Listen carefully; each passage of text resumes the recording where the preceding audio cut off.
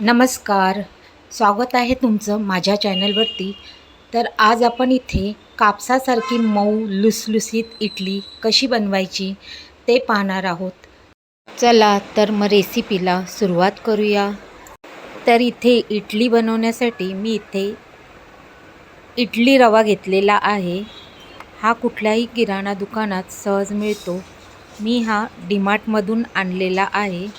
तर त्यासाठी इथे 3 वाटी इडली रवा आपल्याला घ्यायचा आहे. हा रवा जाडा तांदूळ असतो त्याच्यापासूनच बनवलेला असतो. रव्यामध्ये पाणी टाकून 5 मिनटासाठी रवा आपल्याला भिजत ठेवायचा आहे. म्हणजे त्यामध्ये जो कचरा वगैरे असेल तो वर येईल. आता इथे 1 वाटी उडदाची डाळ घेतलेली आहे आणि अर्धी वाटी जाडे पोहे, जे आपण नेहमी कांदे पोहेसाठी वापरतात तेच वापरले आहेत. 1 छोटा चमचा मेथी दाणा टाकला आहे. मेथी दाण्यामुळे इडलीला खूप छान अशी जाळी येते. आता ही डाळ पाण्याने 2 वेळा स्वच्छ धुवून घेऊ. डाळ बुडेल इतपत वरपर्यंत पाणी आपल्याला टाकायचे आहे. 3 ते 4 तास डाळ आपल्याला भिजत ठेवायची आहे. 5 मिनटे जो आपण रवा इथे भिजत ठेवला होता, रवा भिजल्यामुळे खाली बसला होता आणि वर जे पाणी होतं ते मी काढून टाकले. दुसरं पाणी रवा बुडेल एवढं टाकून 4 तास रवाही भिजत ठेवायचा आहे. आणि आता 4 तासानंतर डाळी आपली छान भिजलेली आहे. तर आता डाळ आपण मिक्सरमध्ये अगदी बारीक अशी वाटून घेऊ. इथे जेवढी पाण्याची गरज असेल तेवढंच पाणी टाकून डाळ आपल्याला छान बारीक वाटून घ्यायची आहे. तुम्ही पाहू शकता डाळ बारीक वाटून घेतलेली आहे. आणि आता इथे जो रवा भिजत घातला होता त्याच्या जे वरचे पाणी आहे तेही काढून टाकायचे आहे.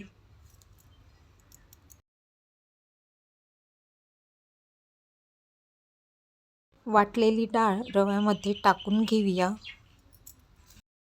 शिल्लक राहिलेली डाळ होती तीही मी इथे बारीक वाटून घेतली आहे.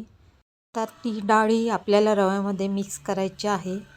परंतु माझं भांडं थोडं लहान पडल्यामुळे मी ते सगळं मिश्रण कुकरमध्ये काढून घेतलं आणि नंतर ही डाळ त्यामध्ये मिक्स केली. म्हणून तुम्ही ज्या भांड्यामध्ये रवा भिजवणार ते भांडं जरा मोठंच घ्या. आणि आता इथे डाळ आणि रवा आपल्याला छान फेटून घ्यायचं आहे. जवळजवळ 5 ते 6 मिनटं हे मी चांगलं फेटून घेतलं आहे. त्यामुळे पीठ हलकं होऊन छान फर्मेंट होतं. आणि पिठामध्ये जास्त पाण्याचा वापर करायचा नाही, नाहीतर आपलं पीठ पातळ होऊन इडल्याबरोबर होणार नाही.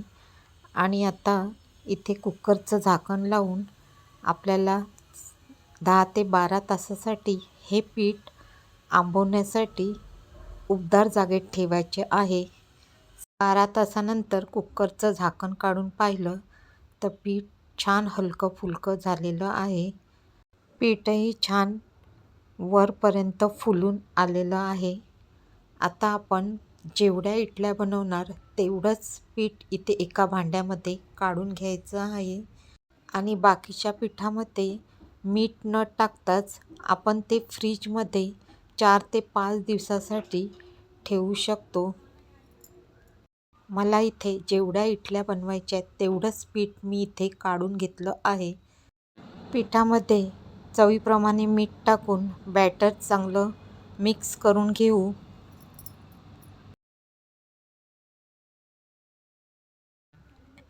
इडली पात्राला आता थोडं थोडं तेल लावून घेऊया.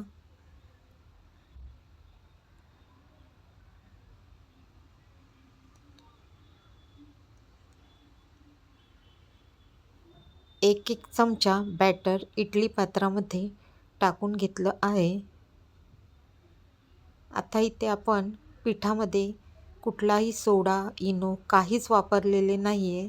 तरी आपल्या इडल्या छान टम्म फुगून अगदी मऊ लुसलुसीत कापसासारख्या होणार आहेत. बाजूला स्टीमरमध्ये पाणी गरम करत ठेवले होते. 12 ते 15 मिनटं आपल्याला इडल्या शिजवून घ्यायच्या आहेत. 15 मिनिटानंतर आपण चेक करूया आपल्या इडल्या झाल्या आहेत की नाही. तर अशा प्रकारे सुरीला बॅटर चिकटले नाही म्हणजे आपल्या इडल्या तयार झाल्या आहेत. 5 मिनिटानंतर इडल्या थंड झाल्यावर आपल्याला अशा प्रकारे सुरीने किंवा चमच्याने इडल्या काढून घ्यायच्या आहेत. तुम्ही पाहू शकता किती छान अशा इडल्या तयार झालेल्या आहेत आणि इडलीला छान अशी जाळी पडलेली आहे. तर इथे मी सगळ्या इडल्या काढून घेतलेल्या आहेत. खूप हलक्या फुलक्या आणि एकदम पांढऱ्या शुभ्र अशा इडल्या तयार झाल्या आहेत. इथे मी इडलीसाठी चटणीही करून घेतली होती.